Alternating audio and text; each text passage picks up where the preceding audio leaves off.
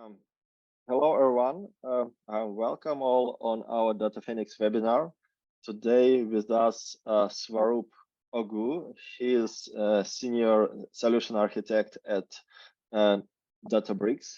And today we will talk about Lakehouse.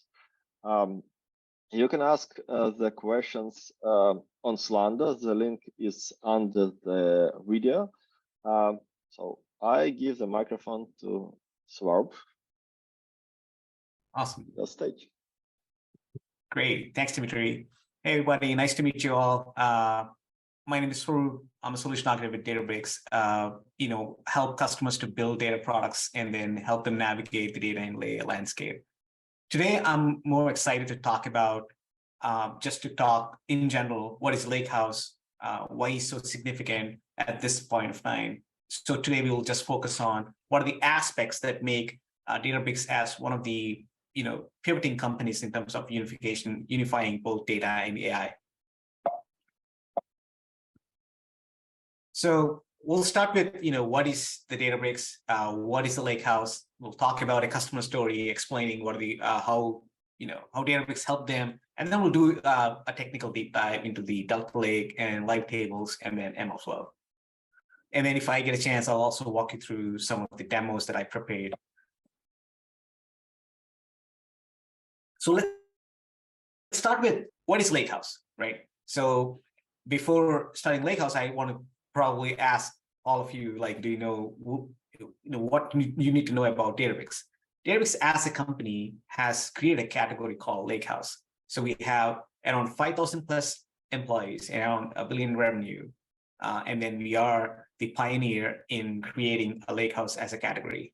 And most of our the founders that we have are the creators of the Delta Lake, Spark, and MLflow. And we are the only company that is a recognized leader in all the database management systems, data science, and then machine learning platforms. Why? What does make Databricks special, right? To start the conversation, I would focus on, most of Databricks customers are companies that have been focusing on data for about years.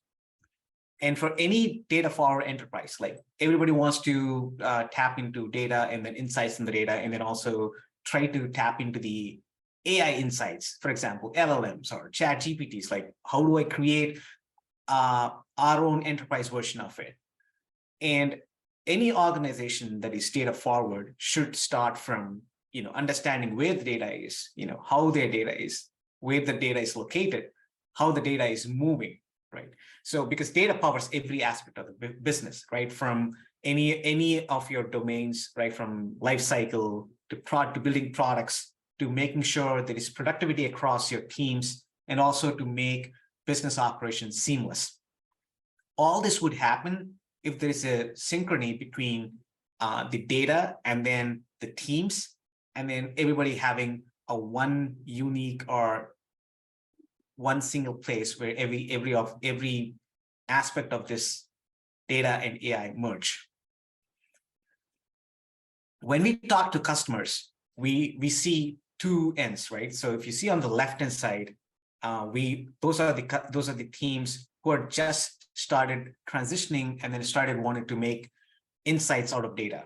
And if you see on the rightmost side, those are some digital native companies, which are pretty straightforward, pretty data forward. They're already making, pretty good predictions, pretty good insights out of the data. But in the middle, if you see, there's a huge gap. So those are the companies that are trying to move from far left to the far right and are stuck there for quite a while.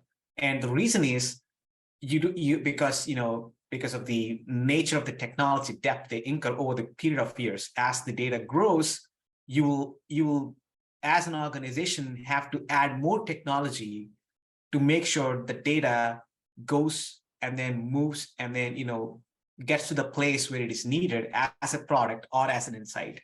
So that's where the data maturity curve shows that the focus is on that middle layer, middle zone, where customers who are transitioning from the left-hand side to the right-hand side. So how can companies help them? How can we make them equipped with all the data forward insights that, like, on the foremost right side, you see customers getting benefits.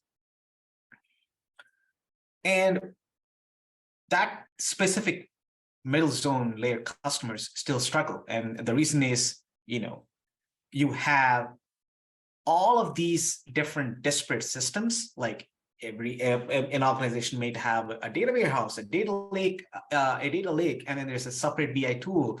And then there are use cases where if they need a streaming, there is one more technology that comes in. And on on top of all of this, they need governance, right? So imagine like governance being applied individually on each of these, and it is dependent on that specific individual technology that you're using. So what does it yield? That is that, it creates data silos, which create high operational costs, and then inconsistent policies, because, you cannot apply the same governance across any of your technologies and then disparate tooling, right? So for a specific problem, you're using a specific tool set. So, which is again to adds up the pile of tech debt that over a period of time the organization gets to. And our point of view at this point is it is unnecessary, and it's expensive, and it's complex. And that's where the Lakehouse as a concept shines. Lakehouse as a concept is nothing but, have a unified platform that captures all of your data, whether it's structured, unstructured, any format of data, onto your cloud, which is sitting on your cloud data lake, and then having a one single governance model that is applied on top of all of that data that is just moved onto your data lake. And then on top of that governance model, you run your data engineering, streaming, data science, and BI and data warehousing workloads. So end of the day, Lakehouse is one platform which can support all these personas and all these use cases, and then have them be on one single platform. And why I'm emphasizing more on one single platform is any silos that we create, whether it is data or whether it is teams or whether it is products or whether it is technology, is idempotent of like when you create a duplicate of its own, right? So for example, if I want to, if a team decides that they want to build something, a new product, it is useful if you can leverage one platform, because you can share the insights across your org. If you stick to a separate tooling, it becomes a stitched activity and a stitched tool that other team has to utilize, and then which will result in the same problem space that I discussed in the earlier slide. And how are we delivering the unified vision of that Lakehouse? So I talked through that. Yeah, we are one platform where you can have all of your data, and on top of that you'll have your governance, and then you can run all these workloads. But how are we doing that?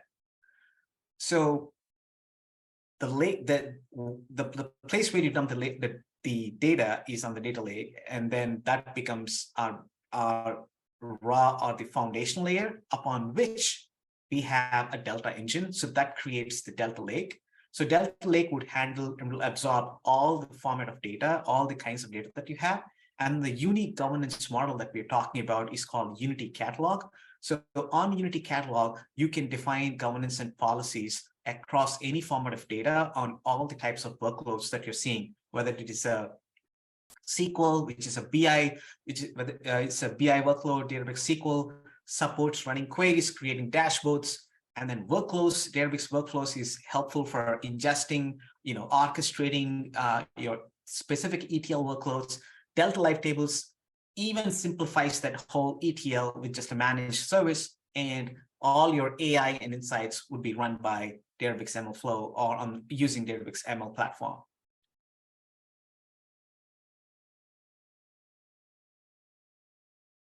So if I have to summarize this, the other slide in a far more easier way to understand. So you can bring on the left-hand side, you can see all your data, which can be coming from any source like click streams or any logs, any social media events, any videos, all your company's data, ERP and external systems, all that is moved onto your cloud once that is available onto the cloud on any of these three clouds. Databricks is available on AWS, Azure, and GCP.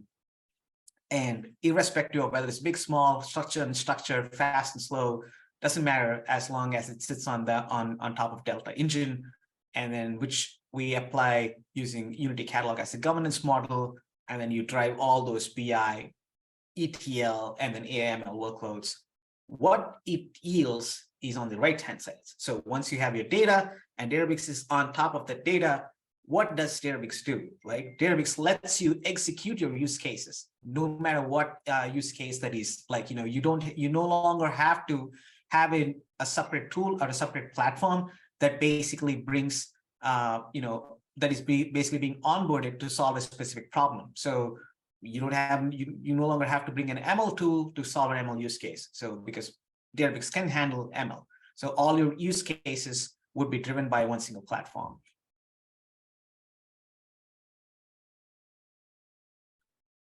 And it's not only having that unique one single platform as Lakehouse platform, that's not only solving your traditional data silos or data copies or data hops that you see in an organization. Lakehouse also lowers the costs and then faster innovation, because the moment you reduce the silos, the moment there is a lot of collaboration across the teams, a lot of data is available right on one platform, you have everything you need to build new products. You bring new insights. So that's where faster innovation kicks in. And then how lowering costs, because you are having you don't have to incur a lot of technology debt. Your productivity of your engineers would focus on building and solving on their one platform. So training and enablement relies on that one single platform with a cutting edge technology like Spark, SQL, and Python, and Scala. So overall, a huge TCO boost, and then a faster innovation to get your products to the people that you want faster way.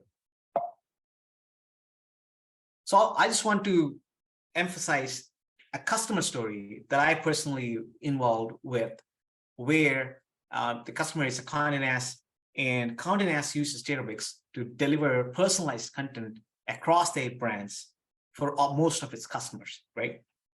And what are their use cases? Their typical use cases are to understand what is the audience behavior, like how are they interacting with their brands?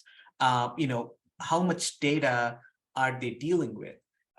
They have to probably have a lot of like a trillion data points, right, a month, and whatever they're trying to do per customer has to be scalable across all of their brands. So they needed a platform that can scale, that can handle any type of data, and then can generate insights pretty quickly. So when they chose Databricks, the thing that helped them immensely is the scale, right? So it's a trillion data points with Spark and then Delta and then Photon, which I'll talk about a bit later. They were able to scale their platform without any issues. And then they also have a lot of teams, because Condé Nast is a pretty big organization and have many different brands. So the collaboration using Databricks notebooks and then the built-in ML flow framework helped them to collaborate a lot and then build products pretty fast. So at the end, what it created is like 200 plus ML models are currently in production, and then also these models impacted an engagement across all of their brands and all of their customers, around 800 plus million page views, generating 800 plus views a month. So, which is, again, if you remember a slide where on the left-hand side, you get the data in between Databricks, and then right-hand, the use cases. So in here, I want to emphasize that this is what the impact that a platform which can handle data at a scale and then having a one unified governance model can create. So prior to Databricks, this is an example architecture that basically looks like in silos, right? So you'll have disparate data sources, data coming in from Postgres, data coming from S3, Confluent, and then you will have a query execution in like Presto, which is sitting on top of Databricks. And then you also have multiple other tools at the end, in this case, like an Informatica or like, other tools. It basically, if I have to fit this model work in my organization, I have to keep moving the data. I have to keep hopping the data. I have to create separate copies, and then that creates duplicates. And then there is no collaboration because every other component has their own team, has their own set of people that have created their own copies of data. But whereas if we unify all of that, what happens is now the whole data is centralized at one place. Now, whoever wants to consume the data would become a consumer, and then you have a single source of truth for your data. So you can create, Databricks always advocates a medallion architecture where you have bronze, silver, gold, which is bronze is nothing but raw, having the data ingested right from the source, that is a raw, and then or bronze, and then silver is like, where you apply some sort of transformations. Gold are nothing but your aggregates. So the moment every aspect of your data sits on the lakehouse, you have the consumers getting this the details and the data from one single source of truth. And you no longer have to worry about the stale data. You no longer have to worry about data discrepancies because that's just one single source of truth. So what does this yield? As I told earlier, this makes it pretty easy to collaborate across your teams. So no longer teams have to rely on their own version of data. So they'll have single source of truth. Everybody uses the same data, and then this increases the productivity, and then that leads to faster insights. And if you see, also I would want to call out that Databricks is not saying it's the only platform. If you see, it is building an ecosystem of tools that can leverage the lakehouse as a nature, right? So you have the single source of truth, like in this architecture, you can see DBT basically is applying the transformations, and Airflow is orchestrating the events, but the data is on one single platform, and then governances can be applied on all of those data sets. So if I have to summarize, so what does Lakehouse bring onto the table, right? Somewhat of any of data types, like it's going to be semi-structured, structured, and structured, and unified experience across all the workloads, no matter whether it's engineering, analytics, and ML, right? And then unified governance. You no longer have to apply governance policies specifically for accessing a table or a model. You have one governance model that you can apply on all of your tables, views, models, and then also workflows. So again, a huge TCO point is on the price and performance, real-time streaming support, and then we also have sharing, which helps a lot when in these specific current situation of the data, where the vision is data should not be hopped, data should not be duplicated. So data sharing is, again, one more a feature on the product that can help you share across organization within the organization, and it's an open source protocol. And then at the last is multi-cloud. So imagine the complexities that are listed, like support for the data, governance, real-time data. This you would probably tackle on a single cloud. But imagine what happens if your organization tries to bring in a multi-cloud. So that explodes. So that's where Databricks also has an efficient approach to the multi-cloud, where you, again, have one single platform, your data is the same, and you can share across your clouds.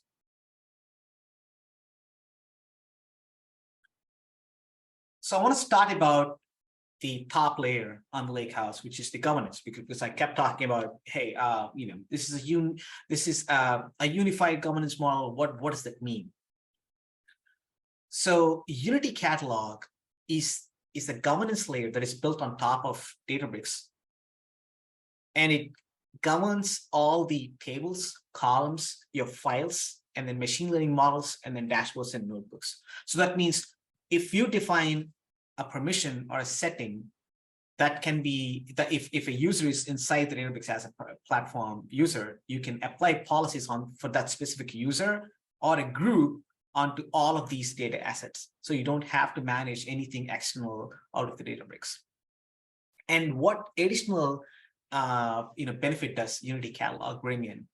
Because it is a common governance framework, now we are able to trace the source and we are able to trace the target and the in-between, so we can build a lineage over the course of a data lifecycle. So let's say a data moves from source A to source D, and then is using a bunch of notebooks to get there, a bunch of workflows, and it's also creating some dashboards and also impacting some models. Now, I want to know at any given point of time, what is happening? If somebody has to change a column in a specific table, they would want to know what sort of impact that's causing. So that's where having Unity Catalog as a single governance framework would help you build the lineage, would help you trace what are the dependencies, what are the tables, even at the column level, right? So all the Databricks artifacts will be traced for the lineage, and the lineage can go to a column level. And we are also coming up with attribute-based access control, which again will improvise the experience that you have having a unified governance framework, to a next level. Because right now you can see lineage, but once the attribute-based access control comes in, you can also define the access on a specific column, on a specific cell value, right? And the other benefit that Unity Catalog, if you see on the right-hand side of the image, there is something called tags, right? So you can tag data, you can audit the data based on tags, you can discover the data fastly based on those tags, and can also share the data. So that is what Unity Catalog brings onto the table. So because it's a unified governance layer, the benefit is you get to know what are the upstream dependencies, what are the downstream dependencies, and what sort of an impact it can create for a single change. And this helps the admins, the analysts, to know what are they dealing with. And this helps a lot of development life cycles shrink down, because you know that's where the productivity boost comes in. And if you remember, like a couple of slides earlier, we saw on top of Unity Catalog we have the first phase of data lifecycle, which is data engineering, right? How are we doing on a data engineering side of things? On Databricks, you have a product called Workflows, which can basically remove a need for any external orchestration, where you can define all your tasks, all your ingestion needs in a workflow. And this workflows can be branched out, like as complex as it can get, and can also call something which we just most recently GA'd. It's called Delta Live Tables, a simplified framework for ETL development, which I'll walk through in the next couple of slides. But with the workflows, there is no need to have any external orchestration. The moment the data lands in, you can create workflow that says, pull the data, create this feature, do some transformation, and then update my aggregates. And then once the aggregates are updated, update my machine learning model. And once the model is updated, update my dashboard. And then schedule the workflow. You have every ETL pipeline there, which shows what is happening with a specific task. You can repay, retry, rerun, just like any advanced ETL orchestration tool capabilities have. You're getting that for no charge, just because you have that in the product. And what does this do? What does this do? This basically simplifies the whole data engineering, because you are having everything in one place, and then it is curating the whole data lake for you. And how about machine learning? Because we said Lakehouse is a unified platform. So we did the data engineering, and then our data engineer prepared the data using workflows. And then how a machine learning engineer or a data scientist pick the work from there, right? because traditionally data scientists or machine learning engineers try to create their own data sets or data features, on their own computer, right? So there is no collaboration. But with the with Databricks machine learning persona, you can basically build machine learning models with the same data that your engineer created. You have one single source of truth. So any other machine learning engineer or data scientist needs to build any other separate model, you have access to the data right on the platform where you don't have to, again, make a copy or create a duplicate. So that is the first point that I want to call out, that helps them, leverage the data that is already built by the engineers. They don't have to reach out to somebody to create a copy of it and then work on those. And then there's also a feature store, which is built into the platform. So where the machine learning engineers or data scientists who build these features can create a feature store table, and that features can be used by other subsequent data scientists or other subsequent teams. So in building their own models. Again, so what does this do? This totally isolates the problem of creating separate feature set per model or like across models. So what Delta does to this is, what the platform does to this is, like, there's a reproducibility, there's a traceability right now. Okay, so this is the data that I use to create this model. And now my data changed. Now, how, whether I updated my model or not, I would know the trace of, like, okay, this specific model is running on a specific version of data. So that's, again, the benefit of having a single source of truth. And there's another feature on machine learning in platform called AutoML, right? So let's say you're a new, you're one of the organizations who are totally in the middle zone that I described in my earlier slide, and you're trying to be a data forward organization, right? And then you don't have resources for bringing on a data scientist. Databricks covers that for you, right? Databricks has an option called AutoML, and all you need to do is point your data set and then point what sort of problem type that you're tackling with.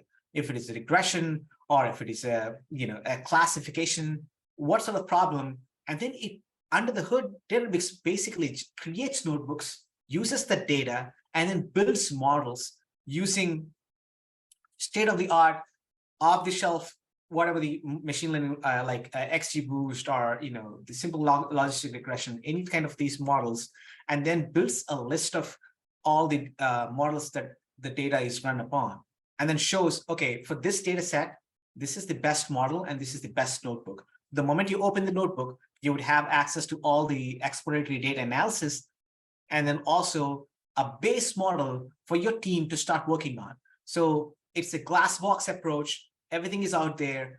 You just need to pick that base model, which is best giving results, and then fine tune it. So what does this do is basically innovative way of bringing more innovation with less resources. So that is in turn yielding to more teams being more productive. Okay, we dealt the machine learning landscape. How are we doing on the SQL workflows, which is the warehouse side of things? So Databricks has one of the persona called Databricks SQL, which is on par to any cloud data warehouse. It has great performance. It can run any queries at a high concurrency, and has a native SQL interface, which our analysts are used to. And then it also supports, end of the day, once you have all of your data, you want some of your BI tools to be running upon the data. So we have a native support for many of the BI tools like Power BI, Tableau, Mode, and then gets instantly updated or refreshed based on the data refresh that happen on the Databricks. And there is also a version of dashboards that you can build within the product itself, so which can help to iteratively, prototype any of your dashboards. So let's say you want to see some churn predictions, you want to see some data points on how a dashboard would look. You can easily prototype on top of Databricks SQL, which can help you visualize that, and then can also help you build more interactive dashboards on your BI tools. So I talked about Databricks as a lakehouse platform having the benefit of unifying everything and can impacting the impact that it creates at the data engineering, machine learning, and then Databricks SQL. But how are we doing that? I would ask that question, how are you guys able to tackle all the personas, right from data engineering, which is on the left-hand side of the data warehouse. It's no secret, it's Delta. So Delta, our format, the Delta data format. And that is where the Delta Lake, which is on, which is what creates the Delta engine. So Delta Lake is nothing but open source format of the data which is built on just on traditional Parquet. We just add metadata on top of it. What it does is creates that unification process across all those personas. So that's Delta is the thread that basically unifies data engineering to data science to data warehouse.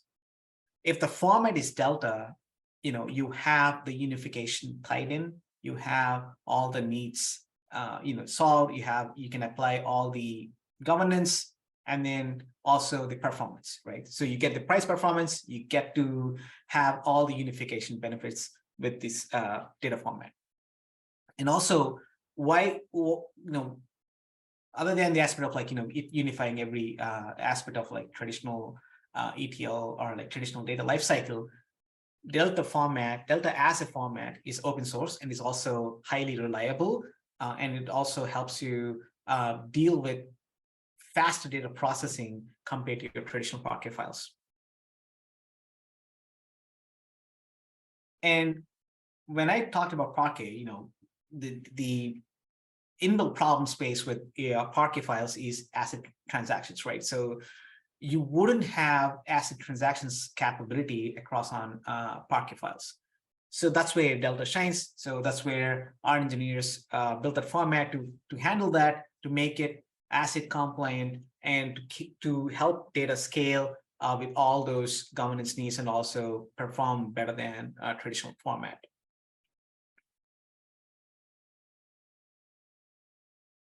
Delta is the core of the unification process.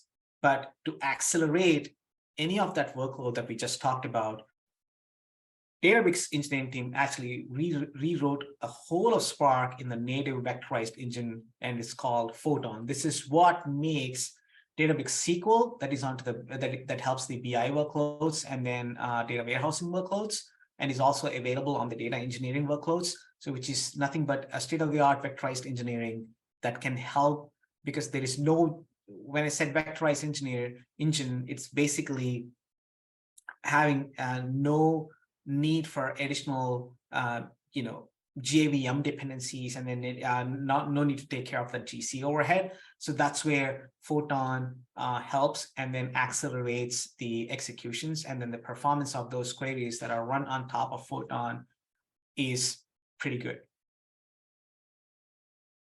So with the combination of Delta Lake and Photon, you would get to a scale, speed, and then cost savings, because you no longer have to run a query that takes 2 seconds for 2 hours, right? So that's what I have personally seen on the field, at least a 40% benefit by just simply turning on the Photon, which is just executing, on the vectorized engine. So these are some of the numbers that we have, seen on top of Delta. So if you see, we have a highly performant query engine that basically shows what is the Parquet compared again, what are the number of files, and then how long it took, right? So if you see the the Delta as a format has outshined.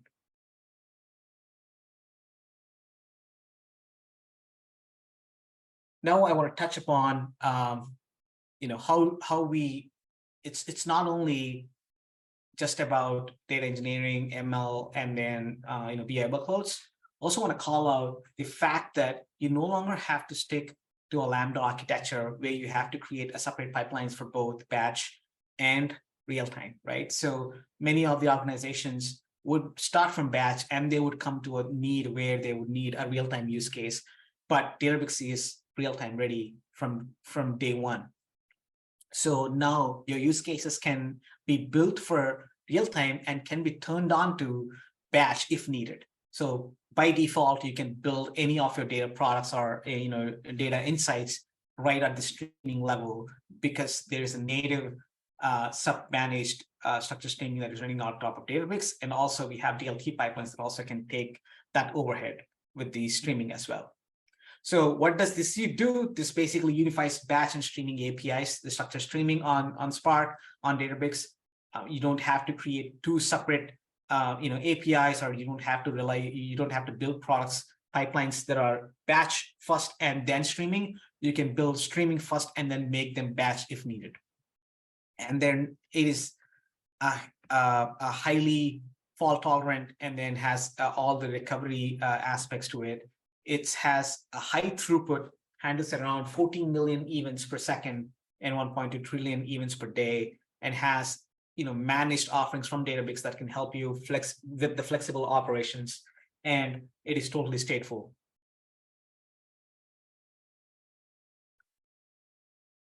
Now that is with the structured streaming, right? We just recently released a feature called Delta Live Tables, which is an ETL framework, a simplified ETL framework that accelerates the ETL development, right? Where it's a declarative approach. So you no longer have to say, this is my pipeline. You would say, this is how my pipeline should look like, right? And you can declare what a pipeline should do, and in the language of your preference. If you're SQL heavy, you can use SQL. If you're Python heavy, you can use Python. But what Delta Live Tables does is it accelerates the ETL development. It can make that overhead of managing what should happen with my pipeline, be defined by just declaratively saying, okay, create this table, and then my Silver, get the data from here, get the data from your other sources. So you just are declaring in plain old SQL queries or plain old Python, and DLT would create a dependency graph, a DAG, at the end based on what you have defined as a declarations in your notebook. So DLT automatically manages your infrastructure, so you don't have to pick what sort of compute that is best suited for your ETL workloads. DLT manages it and can have auto-scaled when needed, and is also highly performant. And this is just not about ETL alone. Every ETL pipeline would want to do a quality metric approach at either the pre-ETL or post-ETL, right? So the Delta Live Tables has its own quality framework built on top of it. So you can apply the quality rules when you're doing ingestion itself, or when you're applying the transformations itself on the pipeline with the expect annotation, and DLT would enforce those rules on those columns or on the data sets that you're running. And again, this is not only for like batch, this is like batch and streaming, so you don't have to worry about having two separate pipelines for like batch and streaming. So if you see as an architecture, this is how it would look like. You can continuously or scheduled ingest, which is what DLT can do, can land the data, and then you can apply the quality rules on your transformation layer, and then can also, that would generate your silver zone, and then apply again the quality rules on top of it, and then can aggregate and create a gold zone. And with all of this, you will have error handling and then observability. So you can look through what is happening with a specific run. You can repair a run. You can rerun a run. You can have fault tolerance. You can have observability right baked into the product. So there is no context switching for whole of your data lifecycle, right? So you open up one pipeline, you can see what is happening or what happened in the past 30 days, how many runs were successful, all those observability and all those quality metrics would be right there available for you to walk in through. And once those tables are created, you can use those tables for your BI dashboards, analytics, predictive analytics, machine learning models, and then can also build operational apps, right? And all this is again built with Delta as the foundational, and then Unity on top of it, applying the governance model, and then having a Photon, which can make this whole experience, faster. So this you can do on the notebooks, or I know most of the data engineers would love to do this on their own, IDEs. So we have a native IDE support where you can tag your Databricks clusters and can run against the pipelines against those clusters, and can what does that do is have iteratively built pipelines that can scale and then can also handle automatic failure recovery, and also build that end-to-end monitoring. So even if you run from your laptop or your ID of your choice, you can see that visibility on the Databricks dashboard. So I now want to do 10.4.3. I just quickly want to show you all about the things that I talked about. So this is how a Databricks environment looks like. And we talked about all the three personas: data science and engineering, machine learning, and then SQL. So let's start with here, and then onto your left-hand side, you would see all these three personas. You select that, and then you can have workspaces that basically create, have folders that capture all your code. Machine learning would let you switch on to a different persona, will give you access to feature stores, models, and can help the models served, and also talk about workflows that I just showed. And the other persona is SQL, which is basically a native SQL editor where you can run queries, where you can explore data, all of that great stuff. And then you can also look at dashboards, and then the query history. All of that can be available with the single touch, with the switch of persona.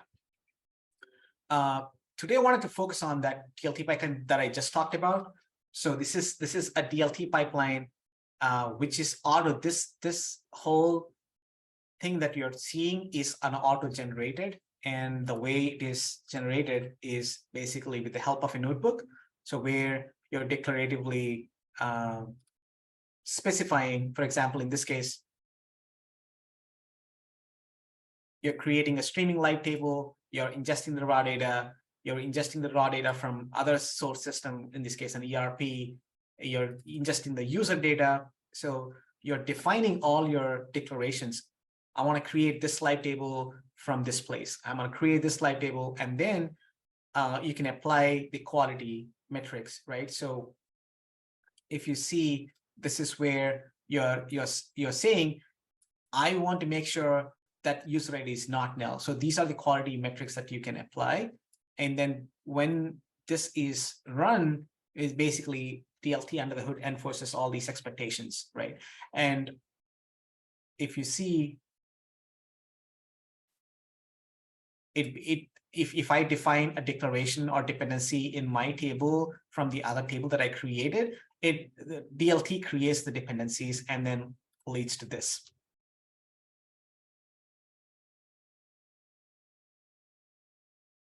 Basically is dependent on churn app events, and then churn artists, and then churn users. So all this is created and by just applying those dependencies within the queries itself. So all you would come down to is you come down to the Databricks platform, you select the workflows, and then you select on Delta Live tables, create a pipeline, point your notebooks. I think I created one. Yeah, I created one for this one. So I pointed my notebook, and then that's all it needs. And then you just click start. So it basically uses that notebook as source and builds this dependency graph, and then creates the tables that are needed for the dashboards, right? And if you look at the dashboard, look at the dashboard. So if I look at the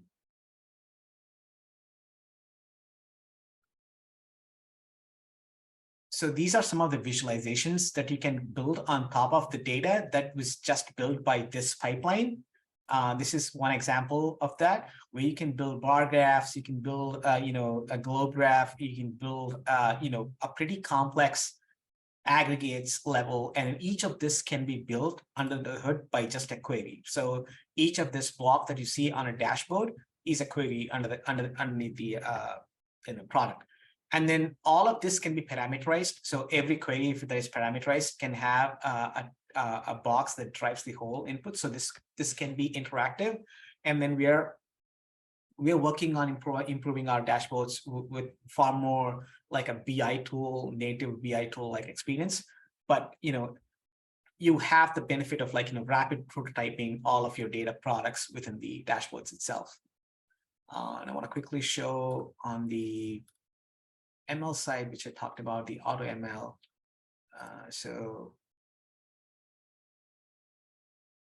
if you see, you pick the compute, and then you pick the problem type, like a classification, regression, or forecasting, and then you browse the data set, and then you specify the prediction target. And then once you click start, it basically creates a lot of experiments. Let me show you. So if you see, in this case, I'm probably looking at all of these notebooks that are basically running against from a DBX, and then can provide what is the specific notebook, what is the specific configuration that is driving this. Let me pick one more.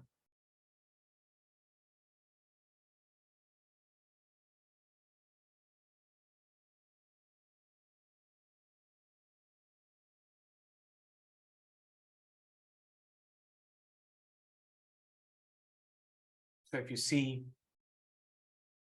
this is an auto ML run, and then you just provide the data and then say what's the problem and what's the prediction. It's going to generate view notebook for best model, and then it's going to generate a data exploration notebook. And then it's also based on the score, you can look all the models that it used, and then all the metrics.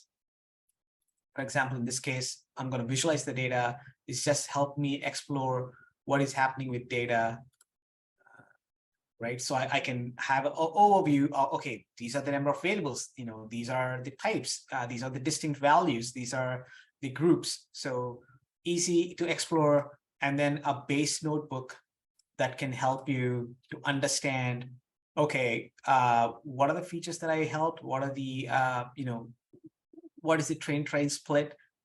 All of that code is right available, which is a glass box approach. So you can change this, and then can have fine-tunable, and then can build a model on top of this, and then can even serve on top of Databricks. So that's where all the three personas come in. So I would still would encourage a lot of you to go visit dbdemos.ai, which has a lot of cool experiments, and then all the things that I just showed can be easily installed, and then can be easily just used as a playground, and can have a lot more insights. So I'll share the links, but that's what at the end of having a one single source of truth can help, right? Where you ingest the data, you keep on working on the data, and then that data would be used to update the models, update the dashboards. So that's what the unification and a single source of truth yields. So with that, I think I'm open to take questions. So if there's anything that you would want to double click, please feel free to just send a message. Yeah, thanks for very interesting presentation. I have some questions, and I will share our Slander board where you can ask the question, that we will see also the question if we will have the okay, still we don't have the questions on Slander. So several of my questions. First, is it possible to build a real-time dashboard, for example, if I want to see in real time some statistics, some analytics from my data? Yes. So there's one in that DB demos. There's a streaming use case that basically, if you constantly ingest data, the dashboard is constantly updated. So you can have a real-time dashboard that basically gets updated once the moment the data is refreshed. So you can also have a pipeline that constantly refreshes. So let's say that's the benefit of that DLT or that workflow that I showed you, right? So in workflow, you can say, okay, incrementally ingest the data, continuously ingest the data, and then one of the tasks can be update dashboard. So and you can set the workflow to be continuously running. And the moment every data capture that is coming out of your source, the last task at the end, which is updating the dashboard, will keep refreshing and then can keep updating you. So the latency will be a small lag, but you will have that real time. Yeah, good. That's maybe a more feature interesting for the management. Is it possible to have some reports which will automatically send by email, maybe of this sub snapshot of dashboard? So on the dashboard, you have an option to share, and there's also an option coming up in future where you will have access to just the dashboard, and then you can share that as a PDF or the dashboard as a link within your org. So that is possible. Good. Interesting. And about AutoML, okay, we build some, we do some experiments. We have some models, and we want to deploy them. How the next process will be? Yeah, awesome. That's a great question. Yeah, so that's where MLflow shines. MLflow has a registry and serving, and also we do serve the models on the Databricks itself. So you can use, there are two modes. One is batch, and then is a real-time serving model. So where you can create an endpoint of that model, and then that model can be used for like a low latency use cases for like real-time serving, and then for like a batch updates, you can use a batch inference endpoint. And you can pass, and you can even pass this data to just test it out. Yeah, so this part more built through MLflow. Yeah.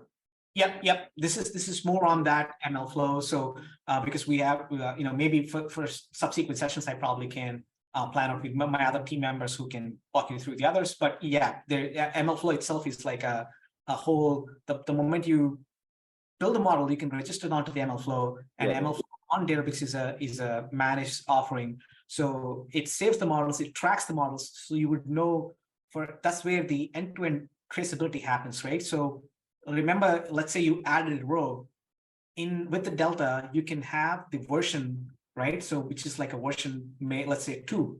You added a row and then change from version 2, and that basically you use to build a model, and then you registered. So you have a model that is registered with a version.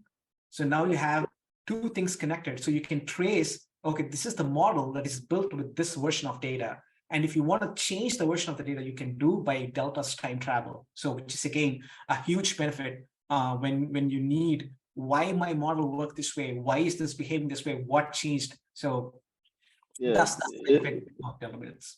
Yeah, it's a good solution when you can match the version of the data with version of the model, and then to understand what's going on if you, for example, change data.